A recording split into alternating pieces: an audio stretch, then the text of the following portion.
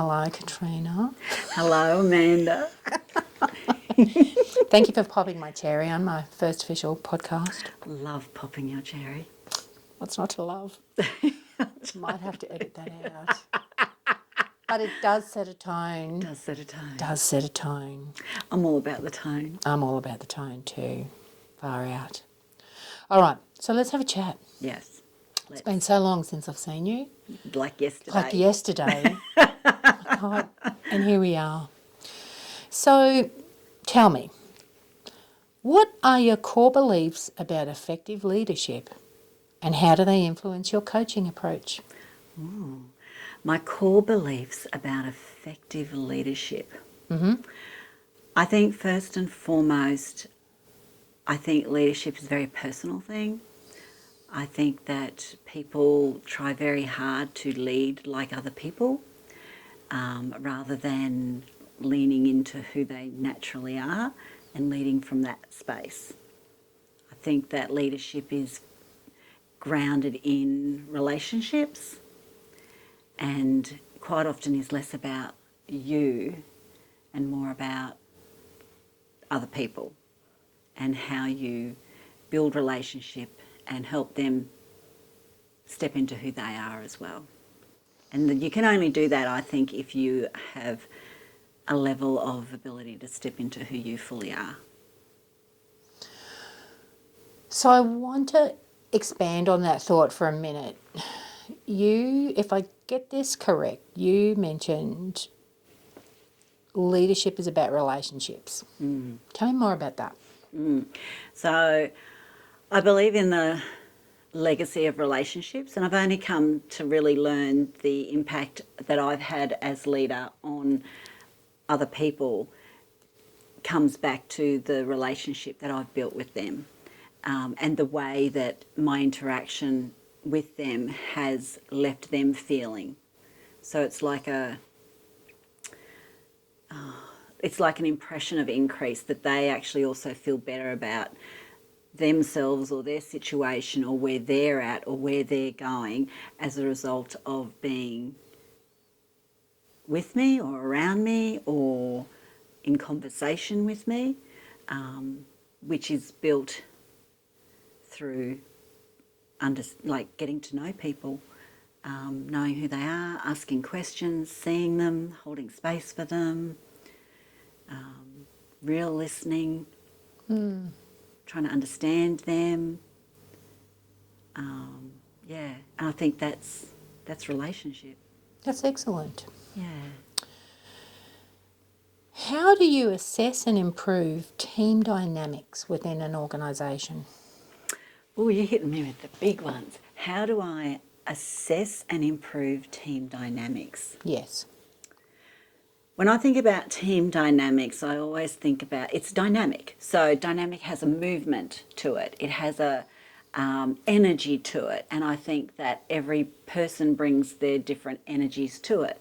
So if I look at assessing a team, again, it's about looking at how well they interact with each other, how well they understand and know each other, their strengths, their abilities, how to bring out the best in others, how to complement each other. I have a look at the way they communicate, the way that, what's important to them and their values and how they demonstrate that with each other. How do I improve it? Conversation. A lot of the time it's conversation, getting people to talk to each other, understand each other, holding space. I think that's something that I do very well, is hold space for individuals and for teams. Yeah. Definitely. It sounds, what you do professionally sounds very personal. Yeah, I think it is. I think it has to be. It sounds very labour intensive as well for you. Like you put a lot of yourself. I do give a lot of myself, but it also is, I think it's quite natural for me. I think I'm resisting now asking you questions. because I think my natural go-to is to explore and ask questions and inquire and learn about people or learn about what's going on Yeah. and hold that space. Yeah. And I just inherently go into it. Yeah. So Awesome. it's not, doesn't feel labour intensive, but I do know that after spending a lot of time with people and holding that space, afterwards I feel a little exhausted. But it also exhilarated at the same time because I love unraveling and people. Yeah, Yeah. yeah, Wow. yeah. How do you support businesses in building robust HR frameworks and policies? Ah, yes, the policy thing. So, so you know, because you know me, Yeah. that when I'm looking at any kind of building teams and helping leaders, that I always look at connection, how connected they are to self, how connected they are to their people, how connected are their people to each other, and how connected is everybody to the purpose of the business that they're doing, their reason for being. And then the other variable that I always look at is the structure and how are you supporting those people and the good work that they do through the structures that you have in place. That's where the HR side comes in for me. It's about supporting a values driven business to have the structure that supports them to do the good work that they do. Part of that is making sure that everything's compliant so that they're ticking the boxes and they're being compliant to all the legislative stuff that they need to. And the other part is embedding and weaving into those things the values of the business and the people to make sure that they're living it. It provides the container that people know what's expected of them and how to do things and how we are with each other around here. So HR is, yeah, connection and structure.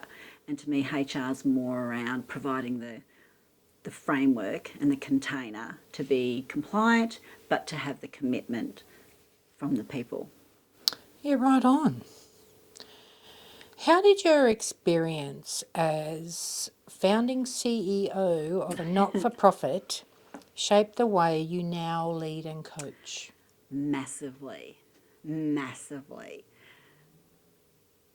It was I went to uni. I went to uni, did Bachelor of Business Management, Marketing and HR, but my true university of life and how I show up was that. Yeah. Wow. Yeah, and the young people. So it was disability, young people with disabilities, and helping them live. I get emotional talking about it, and you make me too.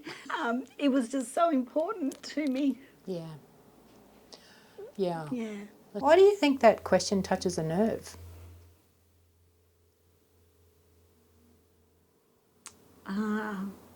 I think because I loved it so much. Yeah. It changed people's life. Yep. Yeah, and it was an absolute reflection of me At your core. at my core. Yeah. Yeah. And why did it fold? So we made a conscious decision to wind it. We being me and my board of management, it was a very conscious philosophical decision to wind it up. Things were changing in the sector, and there was a transition from one system to another, and we were being asked to be a service type that wasn't true to who we were and what we stood for. So we were being asked to go against our philosophies, our values, and everything that we'd fought for those young people. Yeah. Right In terms of their independence, their place and belonging to community, and all the things that they'd worked really hard to achieve in terms of living a life like any other young person, was being asked to change the service model into something that became far more secluded and group based. So being asked to move away from your values and your core belief, how has that shown up in your current business at New Sky Consulting? It continues. I think it just continues. So everything that I did at that organisation stays with me, because it was a reflection of me, like everything I stood for and the people I attracted and the opportunities we created was a reflection of me. That's why the team was so strong and the organisation was so successful for so long. So I think I just brought it with me. I know that the work that I do now is it's very values driven, and the leaders and the teams that I like to work with, they generally have a values driven focus themselves. They're people and businesses that want to work in accordance with what's most important to them.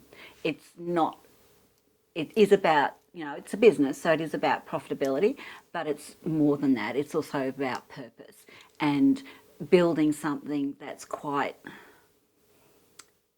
they want to build something that's... Sure,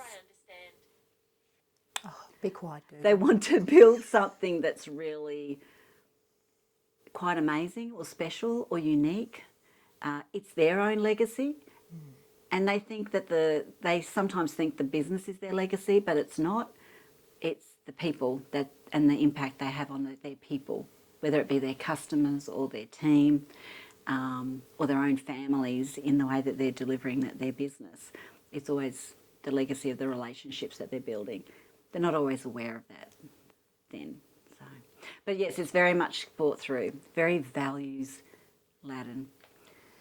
And trying to be real, like just helping people be more of who they are. You're right on. I can definitely attest to that. What's your vision for New Sky Consulting in the coming years? The coaching, like it's coaching leaders, it's coaching women in business, female founders, to really find their authentic and aligned leadership style, voice and way of being, and helping them to really step into that natural flow so that they create something that they're really proud of without losing who they are in the process. So in that, my goal is to do more of the coaching, to have a hybrid program where it's a combination of coaching, training, consulting, a place where they can come and feel safe, nurtured, supported, but also challenged to step up and into who they are. And hybrid in terms of also being face-to-face, individual and group, really creating a community where they feel safe. Yeah. Can you tell me about a pivotal moment in your life that changed how you lead or coach others? Gosh, going to the depths of my soul. True. Pivotal. There's probably a few. I think of my life as a series of sliding door moments, and I think that it, even though we talk career and we're like I'm a 55-year-old almost woman, so I've had many sliding doors, and that have got me to where I am now. And some of them I was very young, so. So sliding doors, one of the main ones was probably my mother's decision to leave my father, and leaving him, letting my stepfather step into the father role. Had I not had him as my role model and my guide and my true father, my life and my brother's lives would have been very, very different. So that's a massive sliding door moment for us. Other sliding door moments are just, I was a RAF child, so we moved around a lot. So always sliding doors around who I meet, when I meet them, and then who I re-meet later, because RAF families follow each other around, so you reconnect with people all the time, and how that's shaped me to how I make friends, how I build community, how I step into who I am more easily and readily than the sense of belonging more than trying to fit in. I stopped trying to fit in a long time ago. What else has shaped me? My relationship with my brothers, very much my family environment. It's very solid and close. It's interesting to me that the things you have mentioned that have been the most significant to you have all been male dominated. How funny. How interesting. That is interesting. I wonder why that is. Let me think about that for a minute. I've never heard that before from you. No. And you know what? If I look back at different mentors I've had over the years, Yeah. a lot of them have been older males, but not your traditional mould of male leadership. My stepfather was a very strong person. He taught me to look at what I think, why I think it, and to be an independent thinker. Lots of questioning of us, not because he wanted to be adversarial, but because he wanted us to really think for ourselves about why we think what we think. He was very good at that. And he always let me and my brothers, it was always about, and my mother, them as a team, my mum and my father as a team, led us to believe and built the belief in us that you can do anything you want to. You can apply yourself, you've got the skills, you've got the abilities, you've got to have the belief in yourself, but you've got to know why it's important to you and why you think the way you do, rather than just follow. Yeah, he was an amazing man. And other role models that I've had, yeah, there's been lots of women as well, but some key male role models, I think that it's the same thing. It's not your general masculine energy of leading. It's more uplifting, independent thinking. You've got this, yeah. Do you think that might have to do with that we don't have that many female leaders? Or maybe we're just creating female leaders now, but when we started coming through business, They were there weren't different any. leaders. It was very different. It was very different, yeah. So my most significant female role model is my mum, and her working life is very different to mine, and her life was very different to mine. But I did also have some really strong female leaders in my world as well. But they may not have thought themselves as leaders, I guess, either. So it is interesting. Yeah. Was there ever a moment where you felt like giving up? Oh, yes. Yesterday? No. No.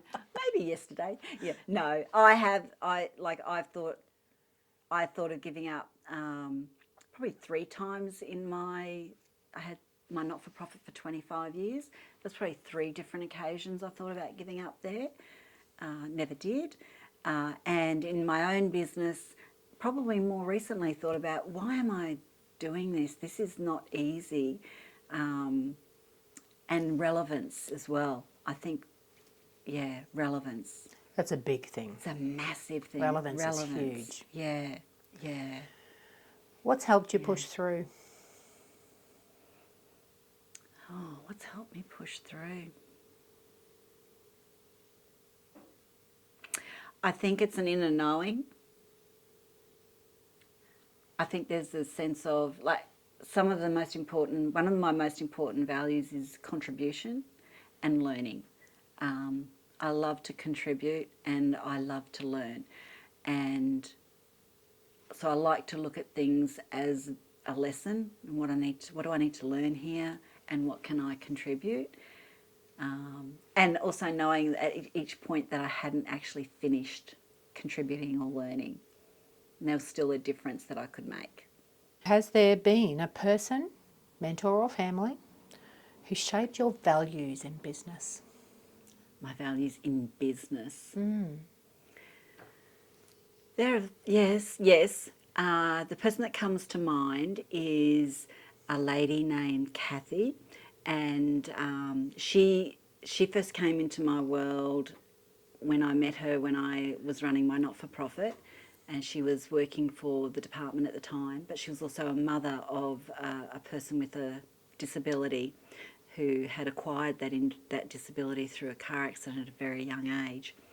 And I didn't know it then, but we were to become really, really good friends.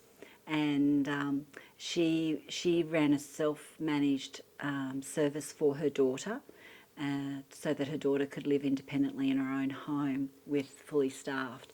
And she taught me a lot about resilience, people first, and her daughter taught me a lot about communication. So her daughter was, and other young people that I'd worked with, but her daughter was non-verbal, but she had this ability to communicate beautifully if only you took the time to listen and observe. And Kathy's sense of curiosity, but also her sense of order as alongside her creativity taught me a lot about the duality of that connection and that structure that I talk about. Yeah. And she continues to be a massive mentor of mine. Excellent. Yeah, she's an incredible lady. What did your childhood teach you about leadership or responsibility? Ooh. So I'm a middle child. I have two brothers, and I'm in the middle. And we moved around a lot, and we had we were considered a dysfunctional family back in the day because we were a broken home and we had a stepfather, and we were in the Air Force. We moved around a lot. But again, moving around a lot taught me a lot about people, and being the peacemaker amongst two brothers taught me a lot about people as well, and communicating and getting people to move along together and overcoming differences and those sorts of things. So I think my childhood, growing up with brothers, moving around a lot, and we did have a few family background stuff going on that we had to deal with, which made my brothers and I very, very close. So it taught me a lot about loyalty and commitment, and it's a long haul stuff. Yeah. And I was a girl guide, was a patrol leader in Girl Guides, the Koala Patrol, which taught me, leadership skills as well, and just valuing friendships and relationships. When you find good people in your life, you hang on to them. Damn Skippy. And you treat them with the respect and care that deserves. Is there a personal value you refuse to compromise on in business? There's probably a few. The first word that came to my mind is integrity, but I'm sure everyone talks about integrity. So for me, that integrity is about walking your talk even when no one's watching. So being true to who you are and what's important to you, and doing the right thing even when it's hard, even when it's uncomfortable, even when no one else seems to agree with you. That's important to me. So, and that comes out in standing up for other people, standing up for what I believe in, helping other people, and just doing what's right and hard, even when it might scare me, or rooms that I want to walk into that I know I have to, and I have to put on my big girl pants and move through it with care and dignity for everybody. Mm-hmm. Yeah. So I mentioned before that what you do is very personal, and you give a lot of yourself Yeah. to it. So how do you manage the emotional weight of supporting other leaders, especially in hard times? So, well, whilst I have a very strong structure side of me, I think I've got a very strong intuitive side of me, spiritual side of me. So, I do, I do my own preparation and energy work before I go into a coaching session or a workshop, so that I protect my own energy a little bit. Well, not even a little bit. I protect my own energy. I think it's important that you protect your energy, because I can easily absorb other people's emotions and energy, but I need to be present for others, not present, empathetic, but not overwhelmed by other people's emotions. So I prepare myself in terms of my energy. Yeah. What's something people often misunderstand about you? Oh my goodness, I'm not ready for these questions. Well, let's take it back. What's something that people misunderstand about your work? My work. Yeah. Or I think people think that the work I do is fluffy and woo-woo a little bit, and that it's really hard to measure the difference or the outcomes that I have. And they think it's a nice to have, not a must have. Yeah. And so when you think about that, then what's something that people misunderstand about you? That that that I'm. Oh, okay. Those dots. We're going to connect those dots, are we? Yes, I ask the deep questions. So if you connect those dots, then I think what they may misunderstand me is that because I'm friendly, outgoing, approachable, that I'm not serious, and that I'm not maybe strategic. Yeah, right on. And I'm a Virgo, so I'm actually very serious. Yes, you are. You're very fucking serious. Yes. And fun and a delight in the same breath. So when do you feel most like yourself, inside or outside of work? Inside. Well, inside work, I feel most like myself in one-to-one coaching. I really love that. Yeah. Yeah. What is it about the one-to-one coaching that you really like? I get to ask lots of questions, and I love helping other people discover their inner knowing. Yeah, and tap into that and their own little aha moments, and watch the difference it makes in how they feel about themselves, how they show up for themselves and others. I just love that. The transformation, I guess. I mean, it sounds really cliche, but I just love watching that transformation unfold with other people. Yeah. What about outside of work? Outside of work, I'm probably most lit up when I'm with my kids. I get emotional again. That's so lovely. Yeah, I have a tissue. Oh, I blame you. You can blame me all you like. I'm good with it. Yes. So, So, what's the biggest risk you've taken professionally? biggest risk. How did it turn out? I think one of the biggest risks I took was when I even just started my not-for-profit. It was something from nothing. So I didn't even know what I was doing. I mean, I was 22, 23 at the time. I had been to uni, and I had some smarts behind me in terms of work ethic and working and that. But I did not know what I did not know, and it served me well because I just got in and did it, and just had the courage to build something that I had no experience in building, but huge vision and huge purpose. Yeah, so that was a risk because I did not know if we would succeed or not, and we did. Would you consider curiosity one of your strongest traits? Not historically. I wouldn't have said that curiosity was a big strength of mine. I think it's a muscle that I've really built over time and leaned into, and it's become a strength. But I'm not curious about everything.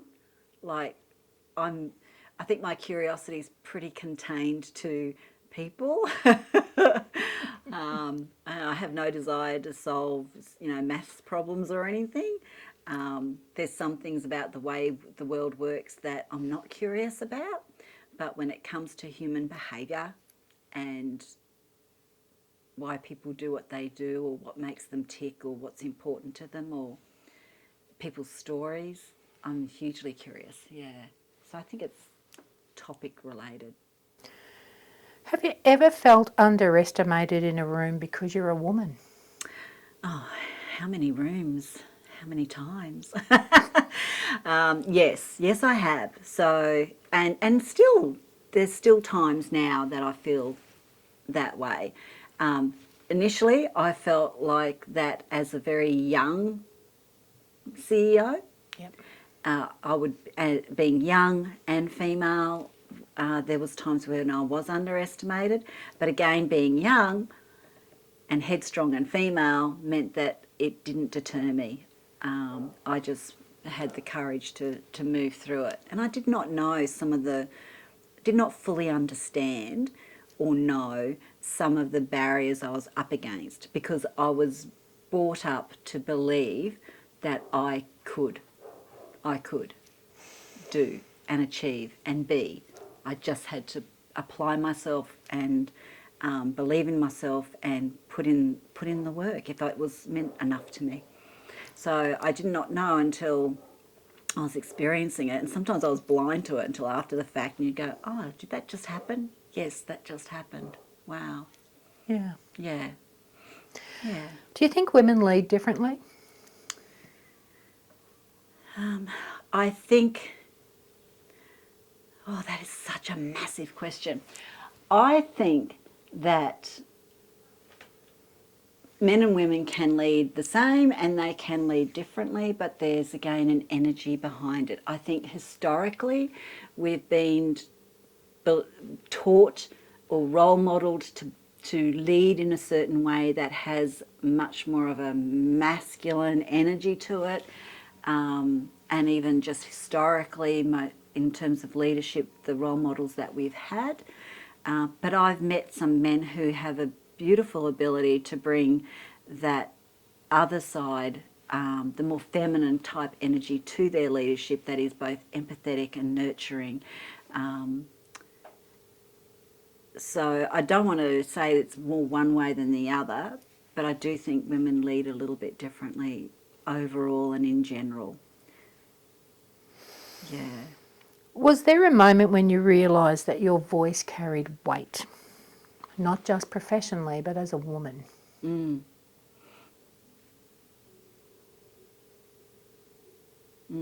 So throughout when you think about your life and you pick the moments and you go, there's the common thread. For me, if I look back, leadership has always been there. So I've always stepped up and used my voice without being afraid to do that. Where was I going with that, Amanda? I don't know, but I love it. Um, Because not everybody has that experience. No, but there has also been times where I've been shut down because I'm female and I was young, or even now, now as an older woman, now I'm now at that other end of the spectrum where am I past my use by date, my relevance, the notion of beauty being a woman, being seen as an older woman in leadership and business. I think they're all different challenges that we face, and I sometimes do. I know for me that I may not be aware that I've confronted it until after, and I reflect on it, and I think that's because I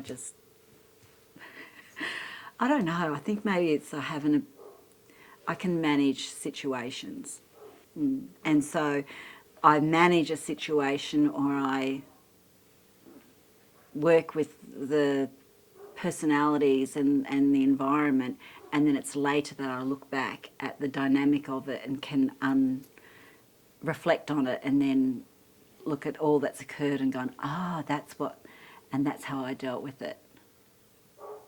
Does that make sense? Yeah. Do you know what I mean? How has your understanding of womanhood evolved alongside your career? How's my understanding of womanhood evolved? As soon as you said that question, the thing that came to my brain was motherhood. For me, motherhood. There's a different kind of, for me, there was a different kind of power and relinquishing control that motherhood taught me when it comes to me as a woman and leading. Yeah. I did not understand relinquishing control and how empowering that was and is, and how to use that in all facets of life and leadership work until I became a mother. I did not really understand the gravity of it and how to do it. Yeah. Yeah. And I think when we're business owners, one of the hardest things to do is to relinquish control, and let others in and help others hand over some of that responsibility, and hand over the reins for other people to step up and into doing the things that move your business forward. And that's not just you. I think that's a really hard thing. Motherhood taught me a lot about that. So what advice would you give to women who feel pressure to toughen up to be taken seriously? I think we're all told to be toughen up at times. The advice I generally talk more, I go back to helping them discover their own inner knowing, their own inner voice, and what's important to them, what they stand for, and how do they want to be, that they can look back on and feel proud of themselves and live with themselves. Yeah. Yeah. And maybe sometimes it is a little bit about, toughening up, depending on what you think that is. So maybe you look back at things and think, I wish I was a little more resilient. I wish I was a bit stronger and had more strength in different things. And then sometimes it's I wish I'd led with more empathy. I wish I'd led with more compassion, or I wish I'd led with more curiosity. Yeah. But I would just advise people to go inward and be true to self. Who are Right you? on. What does that look like? Have you had to unlearn anything about success or leadership that was shaped by masculine ideals? Have I had to unlearn? Say that question again. That's a big one. It is. Have you had to unlearn Unlearn. anything about success or leadership Yeah. that was shaped by masculine ideals? Yes. Yes. And it's something that I do talk a lot about even now, and that is the need to be perfect and in control. So you think that as a business owner or as a leader that you need to always look like you've always got it all together, you know all the answers. You want people, people come to you to solve all the problems. You can solve all the problems. You've got your finger on the pulse of everything, if not in the pie of everything in your business. Control, that whole sense of control. And I had to unlearn that pretty quickly, because I thought I was being a very good leader by being perfect and in control. But I actually wasn't. Like, I didn't, that's not serving, wasn't serving my people. What I did teach them was, you can't do this. I have to solve it, and I have to be in control of everything. And you have to ask for instructions, ask how to do things, and not take any initiative. And I had to unlearn that very quickly when I did go on maternity leave, because I had to hand a lot of that over. And it came from a good place. Like, I honestly thought that I just wanted to be the best leader I could be. And from what I'd seen, it was being like in control and strong and perfect. But it didn't suit me, and I was exhausted, and it didn't feel like me. And then I had to unlearn it and then go, well, now I just have to be me, and then help others step up into who they are. So, are there sacrifices you've made, quiet or visible, that other women in leadership might relate to? Sacrifices. I've tried very hard to live my life according to what's most important to me. So I've tried not to sacrifice that integrity. But I think that for a lot of us there is a level of, I've said it before, like relinquishing the control or letting go of ideals or things you think the way they should be, to let it unravel just the way it will be. So I don't know if I call it sacrifice or more of a letting go. I've had to let go of perfection. I've had to let go of being in control. I had to let go of my organisation. That was huge. But it was also the right decision. So I felt strong on that. I did burn out. So I guess I did sacrifice some of my own health and well-being by always being on. And I do encourage women in leadership to lead without losing self and losing their own wellness. Burnouts takes years to come back from. And sometimes you don't even know you're in it until it's too late. So, how do you support or champion other women in business? How do I support and champion? I try. I think I try to do that on a day. I do try to do that on a day-to-day basis. Just my own interactions and friendships. Try to be there for my people. Try to help them through whatever they're going through and uplift them up and help them see their strengths. I show up, I think, as my best self in any networking thing that I do, and give of myself and am there for others. I just, through the work that I do, I think just trying to be a good role model, and be a good role model for my daughter as well, and how she will lead herself and others. Yeah, I think I just try to live according to my own values and be a role model, and then be there for other women. I love being able to help. I love supporting any women to step into their own personal power. Mm-hmm. Yeah, I love watching that unfold. If you're a business owner and a leader, you don't have separate values for your business and for you.